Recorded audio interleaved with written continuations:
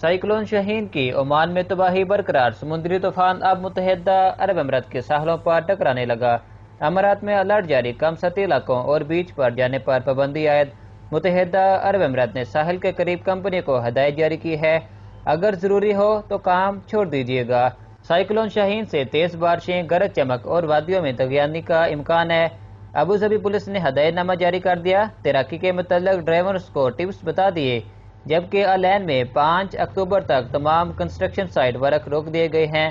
متحدہ عرب امارات کی ریاست فجیرہ میں ساحلی علاقوں پر رکاوٹیں ڈالنا شروع کر دی تاکہ سمندری طوفان آگے نہ بڑھ سکے۔ آج ملک بھر کے مشرقی علاقوں میں بارش کا امکان ہے، جبکہ گرد و نواح ابرآلود رہے گا۔ عربین گلف میں آج مشرقی ساحل کی طرف سے 40 کلومیٹر پر اور ہوائیں چلنے کا بھی امکان ظاہر کیا گیا ہے۔ عمان میں سائیکلون شاہین نے بڑی تباہی مچا دی، پاکستان انڈیا کی فلائٹس کو کینسل کر کے ری شیڈول کر دیا گیا ہے، جبکہ عمان نے 2 دن چھٹی کا اعلان بھی کیا ہے۔